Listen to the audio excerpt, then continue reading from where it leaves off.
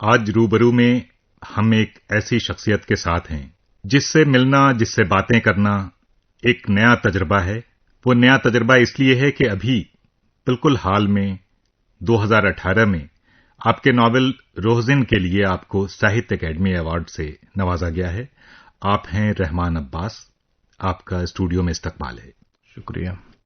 رحمان صاحب، لکھنے والے کے لیے ادارے کا نام اہم نہیں ہوتا، لیکن جو مصنف ہوتا ہے اس کے لیے اپنی وہ تخلیق جس پر اسے نوازا جا رہا ہے، اس کے حوالے سے اس کی رائے پر کیا اثر پڑ سکتا ہے؟ اگر روزن آپ نے لکھا، ہم پہلے اسے پڑھ چکے ہیں، اور ہمیں یاد ہے کہ آپ پچھلی دفعہ جب تشریف لائے تھے اردو سروس میں جی تو ہم نے آپ سے اس ناول کے حوالے سے بھی گفتگو کی تھی۔ جی تو اس ایوارڈ کے بعد آپ کے اپنے ناول کے بارے میں رائے میں کوئی تبدیلی آئی ہے؟ بالکل نہیں۔ میری جو رائے ہے ساہتیہ اکیڈمی کا انعام، اس کی توثیق ہے، اس کے علاوہ اور اس سے زیادہ تو کچھ نہیں ہے۔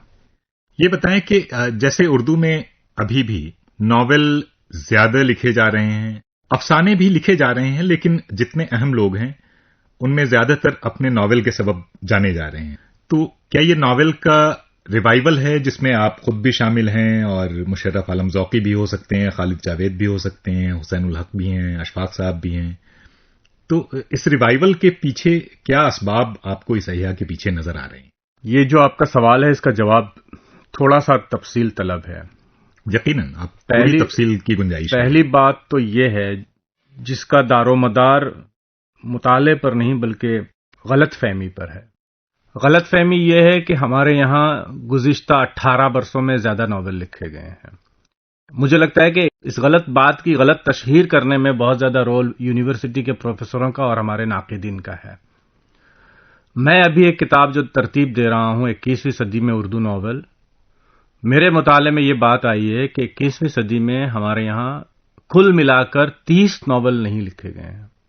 جی، ناول کس کیٹیگری کے ہیں، وہ ناول لسانی اور علمی سطح پر کیا معنی رکھتے ہیں، یہ تو الگ بحث ہے۔ جی، مجموعی طور پر ہمارے یہاں جو سرگرم ناول نگار ہیں، جو 10-12 ہیں، ان کے کل ملا کے 30 کے آس پاس ناول شائع ہوئے ہیں۔ ہم صرف ہندوستانی اردو ناول کی بات کر رہے ہیں، تو یہ ناول بہت کم ہے۔ پچھلے دنوں جرمنی کی ایک آتھر آئی تھی اور وہ بڑے ادارے کے انچارج بھی ہیں، ان سے میں نے پوچھا تھا کہ آپ کے یہاں کتنے ناول لکھے جاتے ہیں، اور ان کے ڈپارٹمنٹ میں سال بھر میں کم از کم 80 ناول آتے ہیں۔ صرف ان کے ڈپارٹمنٹ میں آتے ہیں۔ جی، اور جرمنی بھر میں 400-500 ناول سال بھر میں آتے ہیں، لکھے جاتے ہیں اس زبان میں۔ ہندی میں مجھے لگتا ہے کہ سال بھر میں 100-200 ناول لکھے جاتے ہوں گے۔ تو عام طور پر اتنے ادیب اس سرگرمی میں ہیں جو ناول لکھتے ہیں، ناول پڑھتے ہیں، ناول کی ڈیبیٹ کو آگے بڑھاتے ہیں۔ ہندوستانی انگریزی میں بہت سارے لکھنے والے لوگ ہیں، پرومیننٹ رائٹرز کے علاوہ۔ اردو میں 12-15 لوگ جو لکھ رہے ہیں، لیکن ان میں سے اگر ہم کہیں پرومیننٹ رائٹر کون ہے تو 3-4 لوگ ہی ہوں گے، لیکن اس کے علاوہ جو لکھ رہے ہیں وہ بھی بہت کم ہے۔ تو اردو میں مجھے لگتا ہے کہ ناول کا ڈسکورس بھی ابھی محدود ہے، ناول لکھے بھی کم جا رہے ہیں، اور اچھے ناول تو واقعی بہت کم لکھے جا رہے ہیں۔ پھر ہمارے یہاں ایک مسئلہ اور یہ ہے کہ ہمارے یہاں نظریاتی ناول کو خالص ناول کے طور پر پیش کیا جا رہا ہے، وہ بھی ناول کے ارتقاء میں ایک دشواری ہے، اس پر کبھی اور بات کریں گے۔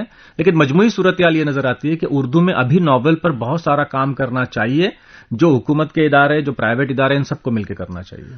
نظریاتی ناول کا بھی آپ نے ذکر کیا ہے، اس سے آپ کی مراد کیا ہے؟ نظریاتی ناول سے میری مراد یہ ہے کہ ترقی پسند تحریک کو نظریاتی طور پر کمزور کرنے کی نیت سے ہمارے یہاں جدیدیت، اور وہ جدیدیت جو انگریزی کی جدیدیت نہیں ہے، شاعری کی حد تک تو ہمیں جدیدیت کی ضرورت اس لیے نہیں ہے کہ ہماری شعری روایت بذات خود بہت جدید ہے، یعنی غالب سے جدید شاعر آپ کو کہیں نہیں ملے گا دنیا کی کسی زبان میں اس وقت جب غالب اپنے طور پر اپنی شاعری کر چکا ہے، ایون میر۔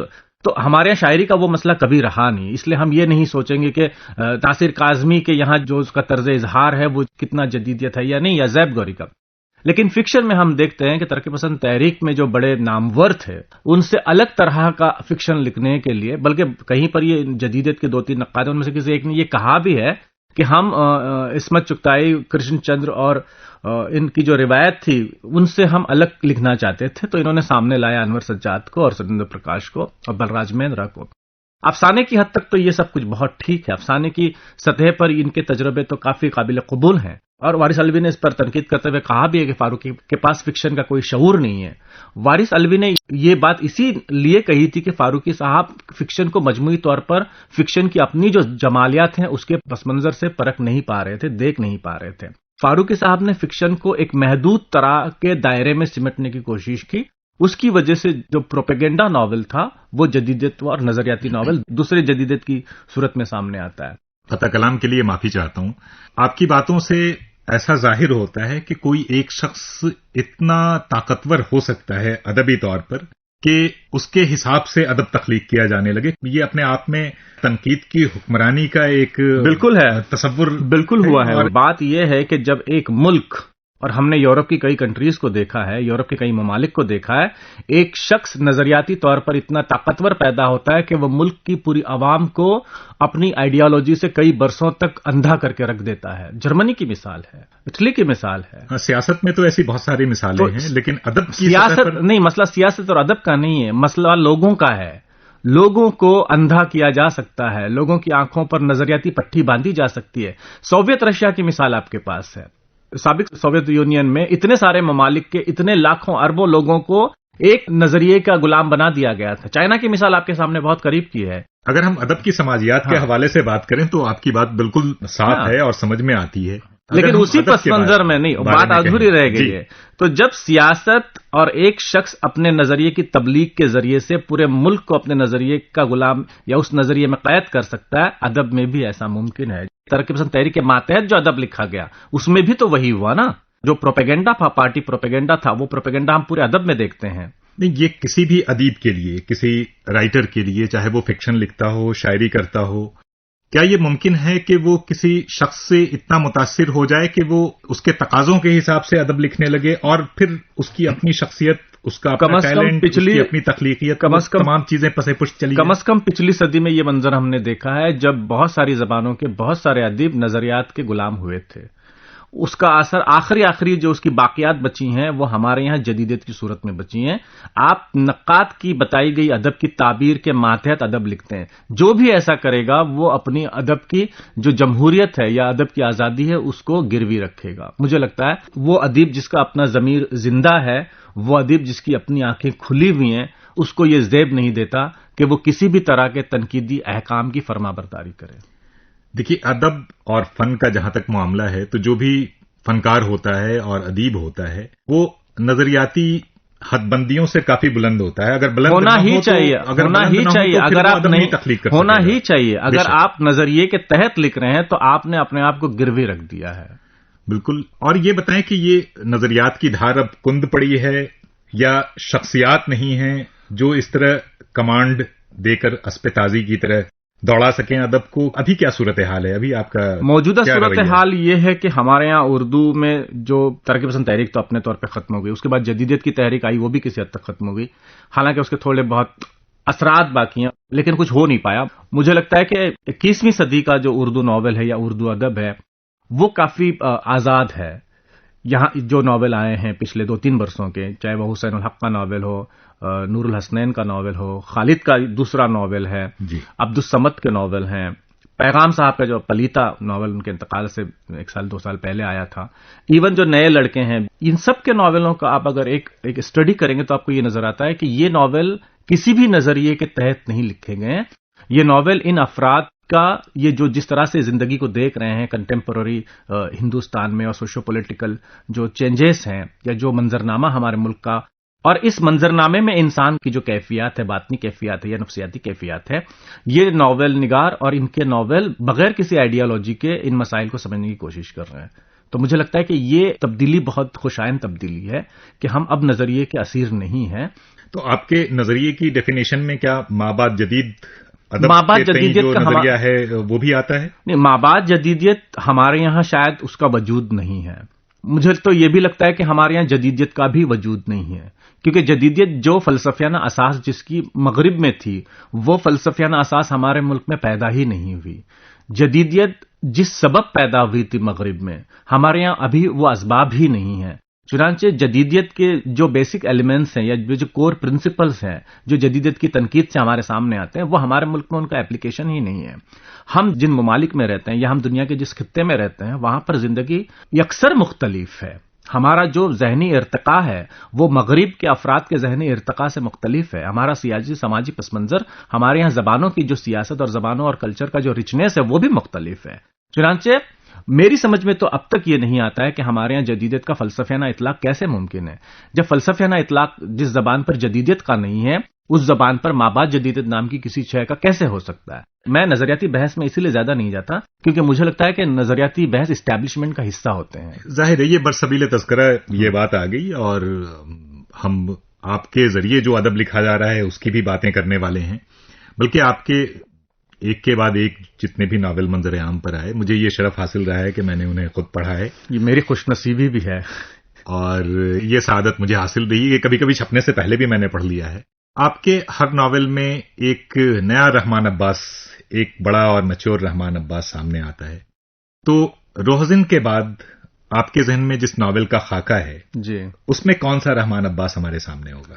ہاں، یہ وہ رحمان عباس ہے جو اپنے ملک میں فضائی قوتوں کو ایک الگ رنگ میں پنپتے ہوئے دیکھتا ہے. یہ وہ رحمان عباس ہے جو ہمارے یہاں شدت پسندی کو، چاہے وہ جس گھرانے سے جس مسئلے کو لے کر آئے، اس شدت پسندی کو سمجھنا چاہتا ہے. یہ وہ رحمان عباس ہے جو اپنے ملک کی محبت کو سمجھنا چاہتا ہے، اپنے ملک کی آب و ہوا میں جو بسی ہوئی صدیوں کی تہذیب ہے اور جو اس کی میراث ہے اس کے دفاع کی کوشش کرنا چاہتا ہے.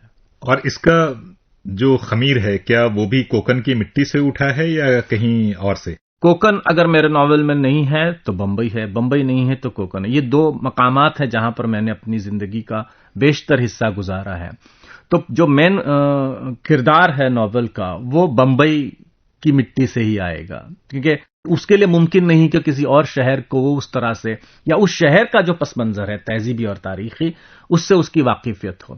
تو کردار کی اپنی جڑیں جتنی گہری ہوں گی اسی وقت وہ اپنے وجود کو نئے ماحول میں سمجھنے کی کوشش کرے گا. چونکہ اینٹی وار ناول ہے، امن کی تلاش میں ناول ہے، اخوت کی تلاش میں ناول ہے، تمام انسانوں کو مذہب و ملت کی قید سے بالاتر ہو کر ایک انسانی فیملی کے طور پر دیکھنے والا ناول ہے.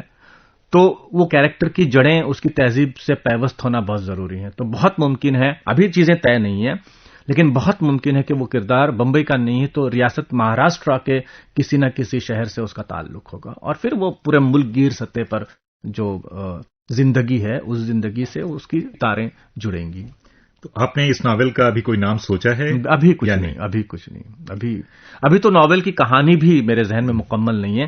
وہ الگ الگ شکلیں بنا کر کردار خود آتا ہے، الگ الگ چھوٹے چھوٹے مناظر ہیں جو میں دیکھتا ہوں، اور اب وہ ایک دوسرے میں پیوست ہوتے جا رہے ہیں. یعنی ایک سیال مادہ ہے جو ایک سطح پر بکھرا ہوا ہے اور اس کے اندر اپنی خود کی حرکی قوت ہے، اور وہ سب ایک دوسرے سے ملتے جا رہے ہیں. تو ناول اپنے طور پر اسی طرح اپنی شکل بنائے گا. میرے ذہن میں نہ اس کا خاکہ ہے، نہ میں خاکہ پہلے سے لکھ کے رکھتا ہوں. اگر اس ناول میں طاقت ہوگی تو وہ خود جڑے گا اور ایک تشکیل اس کی ہمارے سامنے آئے گی. رحمان عباس صاحب، آپ نے ترجمے بھی کیے ہیں. جی. آپ کی جو شناسائی ہے وہ دوسری زبانوں کے ادب سے بھی ہے، بلکہ آپ نے جس طرح سے اپنے معاصر ادب کو، الگ الگ زبانوں کے ادب کو پڑھا، سمجھا اور جانا ہے، مجھے لگتا ہے کہ اس سے کئی چیزیں جو زبان کے حوالے سے ابھر کے آتی ہیں اور کنٹینٹ کے حوالے سے آتی ہیں وہ بھی آپ کے ذہن میں ہیں. تو ابھی ہمارا ادب جس صورتحال سے گزر رہا ہے، ہمارا ادب سے ہماری مراد ہے اردو کا ادب. اچھا. تو یہاں ہم دیکھتے ہیں کہ شاعری کے پرستار بہت ہیں، شعر کہنے والے بھی بہت ہیں، افسانے اور فکشن کی طرف بھی لوگ آ رہے ہیں.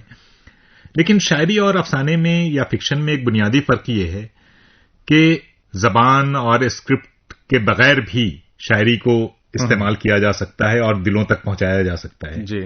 لیکن فکشن کا معاملہ لکھے ہوئے لفظوں کا زیادہ ہوتا ہے، تاکہ اس کی ترسیل بغیر پڑھے ہوئے نہیں ہو سکتی. تو زبان کے مستقبل کو آپ ادب کے مستقبل کے ساتھ جوڑ کر کس طرح دیکھتے ہیں؟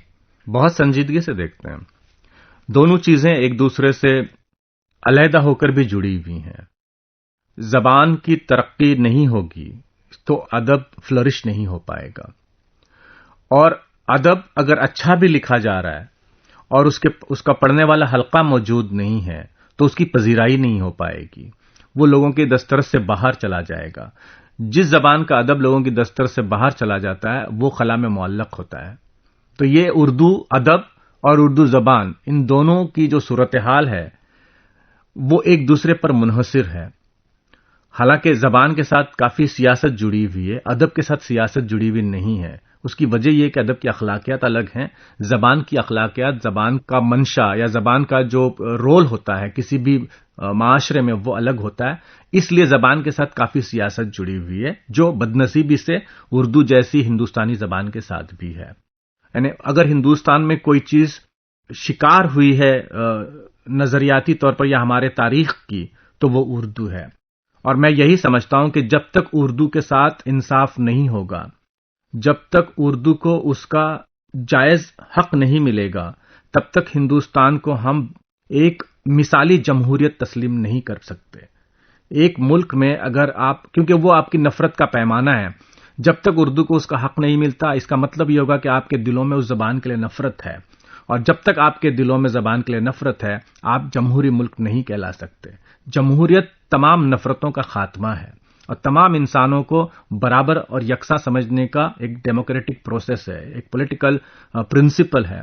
زبانیں ہزاروں برسوں تک رہتی ہیں، تو ممکن ہے اور ہمیں ہمیشہ پر امید ہونا چاہیے کہ اردو کے ساتھ جو ناانصافی ہوئی ہے، آنے والے عہد میں ہمارے جو اہل اقتدار ہیں انہیں یہ توفیق ملے کہ اردو آپ کی اپنی زبان ہے۔ اردو ایک خوبصورت دلہن کی دو آنکھیں ہیں، تو اگر آپ ایک آنکھ کو خوبصورت دیکھنا چاہتے ہیں، یہ دوسری آنکھ کو منہدم کر کے ممکن نہیں ہے۔ جی، یہ اردو اور ہندی کے حوالے سے بات تھی کہ ایک دلہن کی دو آنکھیں ہیں، کہ اگر ایک آنکھ نہ ہو تو وہ دلہن کا سارا حسن ختم ہندی اردو کے بغیر کبھی خوبصورت نہیں ہو سکتی، نہ اردو ہندی کے بغیر، نہ اردو ہندی کے بغیر ہو سکتی۔ ابھی پچھلے دنوں ہم لوگ گفتگو کر رہے تھے، شمیم حنفی صاحب نے بھی کچھ دوسرے الفاظ میں یہی باتیں کہیں، اور جتنے بھی جو باشعور اور ذی حس لوگ ہیں وہ تقریباً ایک جیسی ہی باتیں کرتے ہیں۔ جہاں زبانوں کا مسئلہ ہوتا ہے، جہاں انسانیت کی بات ہوتی ہے، تو ان کے الگ الگ اصول نہیں ہیں، سب اسے زندہ رکھنا چاہتے ہیں، ان کے طریقے الگ الگ ہو سکتے ہیں۔ اسی طرح زبانوں کو بھی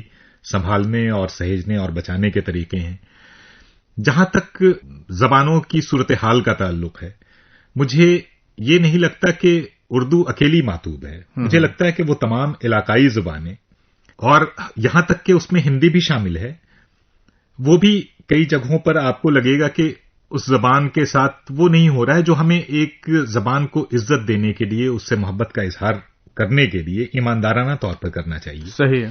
یہ زمانہ صرف زبانوں کی برتری کا نہیں ہے۔ جب قومیں بلندی پر ہوتی ہیں تو ان کی زبان، ان کی تہذیب، سب کچھ ایک سیلاب کی طرح دوسری تمام چیزوں کو جو سامنے آ رہی ہیں بہاتی ہوئی اپنے لیے راہ بناتی جاتی ہے۔ بالکل۔ تو جس طرح انگریزی دنیا بھر میں پھیلی، اور اب بھی آپ چاہیں نہ چاہیں آپ انگریزی پڑھتے بھی ہیں، بچوں کو پڑھاتے بھی ہیں، اور اس سے آپ کی بہت ساری چیزیں ناپی جاتی ہیں، آکی جاتی ہیں، تو اس کا شکار تمام زبانیں ہوئی ہیں۔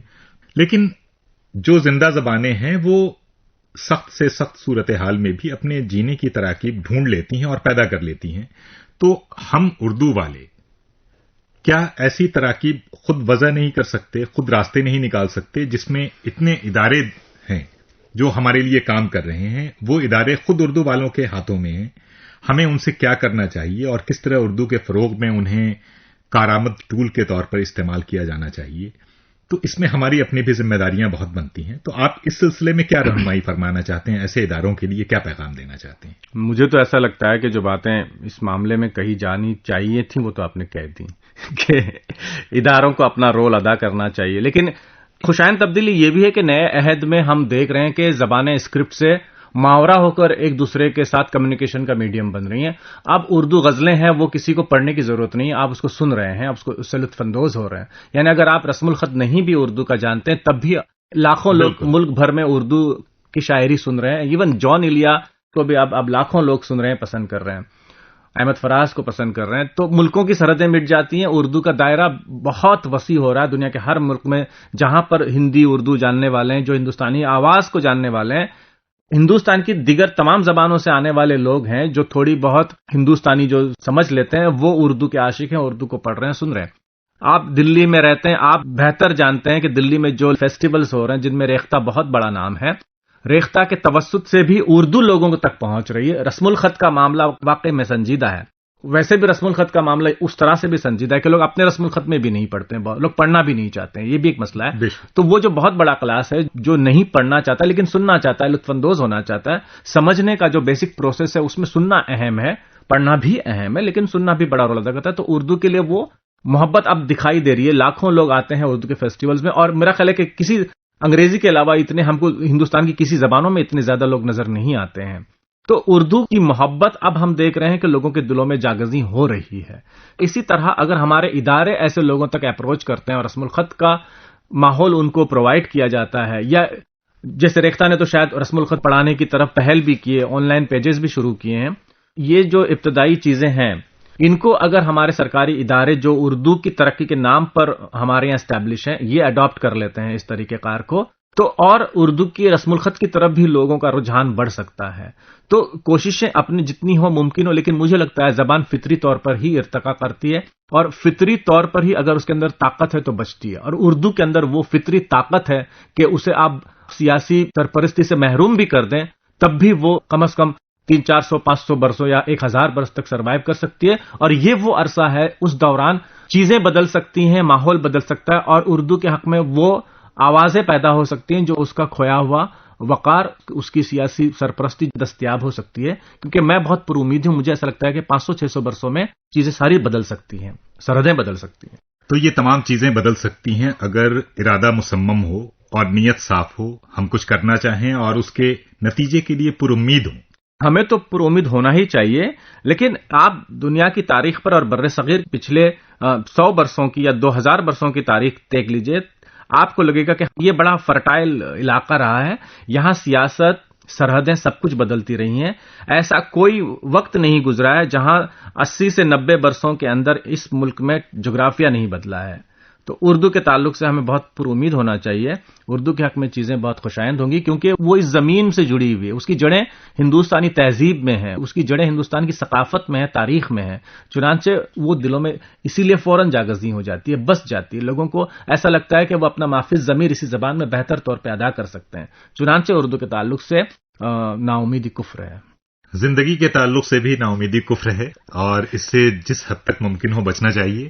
ابھی آپ نے بہت سارے فکشن نگاروں کا ذکر کیا تھا جو ناول لکھ رہے ہیں اور جو افسانوں میں بھی کام کرتے رہے ہیں، یہ جو نئی نسل آ رہی ہے افسانہ نگاروں کی، اس پر بھی آپ کی نظر ہوگی، تو کیا ان میں کچھ ایسے ٹیلنٹس آپ کو نظر آ رہے ہیں جو بعد میں آپ کو ایسا لگتا ہو کہ یہ فکشن کا ایک اہم نام بننے کی صلاحیت رکھتے ہیں، یا جو ان کا نظریہ ہے زندگی کے حوالے سے، میں اس نظریے کی بات نہیں کر رہا ہوں جس کی ہم لوگ اتنی دیر سے مخالفت کر رہے تھے، زندگی کو سمجھنے کا جو طریقہ ہے، اس میں جو استدلال ہے اس کے پیچھے، جس طرح سے چیزوں کو وہ دیکھ رہے ہیں ایک بڑے تناظر میں، کیا انہیں آگے آنے کے امکانات آپ کو دکھائی دے رہے ہیں؟ اور اگر ایسے لوگ ہیں تو ان کے ہاں کیا نشاندہی کر پائیں گے آپ؟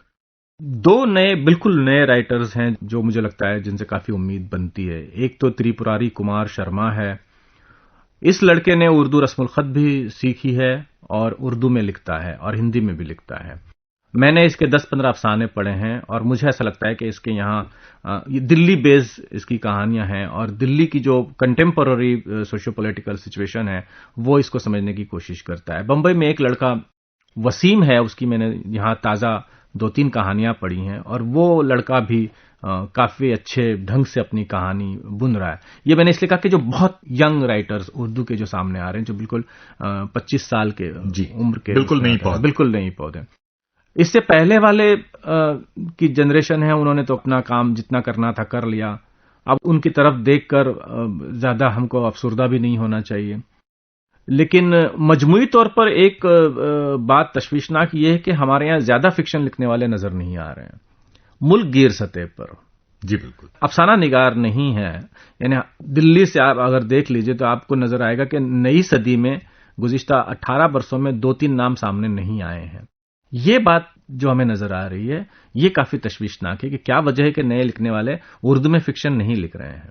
عباس صاحب، آپ پڑھتے رہے ہیں تو آپ کی نظریں یقیناً ہندوستان سے باہر جو کچھ چھپ رہا ہے اس پر بھی ہیں، تو کیا پاکستان میں جو ادب تخلیق ہو رہا ہے فکشن کے حوالے سے، اس طرح سے کیا آپ وہاں کے فکشن پر بھی آپ کی نظر ہے، اور وہاں جو چیزیں آ رہی ہیں ان کی نوعیت کیا ہے، اور آپ کو وہ کس قدر اپیل کرتی ہیں، متاثر کرتی ہیں؟ میں نے جو نیا ادب پاکستان کا پڑھا ہے اس میں تو ابھی ایک ناول جس پر کافی بحث ہوئی ہے، تو کراچی میں ایک لڑکا ہے ظہیر بہت اچھے افسانے لکھ رہا ہے. اس کے کچھ افسانے یہاں بھی چھپے ہیں آمد میں. ایک لڑکی ہے کراچی میں مایا مریم کی کتاب چھپی ہے، ہندوستان میں بھی اس کتاب کی پذیرائی خوب ہوئی ہے. ایک لڑکا لاہور میں ہے جو جرنلسٹ بھی ہے، وہ کافی ایکٹیو لکھ رہا ہے. لیکن ایک تو یہ ہے کہ سوشل میڈیا کے تھرو ہم ان لوگوں کو جان رہے ہیں. کیا کوئی بنیادی فرق ہے جو یہاں لکھا جا رہا ہے؟ ابھی آپ نے ان کے بارے میں بھی بات کی، اور جو وہاں لکھا جا رہا ہے فکشن میں بنیادی فرق تو نہیں ہے، لیکن زبان و بیان جو اسالیب ہیں اس کا فرق ہے. اصل میں ادب ہر جگہ کا ایک جیسا ہوتا ہے جی، کیونکہ اصل میں ادب تو آدمی کی زندگی کو زیر بحث لاتا ہے. اس میں اس کے ساتھ اس کے ملک کے حالات کا تھوڑا بہت دخل ہوتا ہے. لیکن جو اسالیب ہیں زبان کے، یعنی جس طرح سے اردو ہمارے یہاں برتی جاتی ہے، اور پاکستان کے جو معاصر لکھنے والے ہیں، ایک تو پاکستان میں وہ کلاس تھا جو ہندوستان سے ہجرت کر کے گیا تھا، ان کی اردو ان لوگوں سے الگ ہے جو بالکل نیا لکھنے والے ہیں پاکستان میں. یا اور بھی جو دو چار لوگ جو لکھ رہے ہیں، علی اکبر ناطق جو زیادہ پرومیننٹ نام ہے، بلکہ سب سے نون نام ہے، اور ان تمام نئے لکھنے والوں میں وہ سینئر ہے. اس کا ایک ناول بھی آیا ہے. تو ان لوگوں کا زبان کا جو ٹریٹمنٹ ہے وہ ہمارے یہاں کے زبان کے ٹریٹمنٹ سے مختلف ہے. اس کے علاوہ مجھے نہیں لگتا ہے کہ کسی سطح پر کوئی فرق ہے. چلیے، مجھے لگتا ہے کہ آپ سے گفتگو کا سلسلہ اور طویل ہو سکتا تھا، لیکن آپ کی مصروفیات اور جو آپ کے دوسرے مسائل ہیں اور پروگرام کا بارے میں سوچنا، پروگرام کا وقت بھی تو ہوتا ہے، پروگرام کا وقت ظاہر ہے ہوتا ہے، لیکن پروگرام کا وقت آپ کے وقت پر بہت کچھ منحصر کرتا ہے.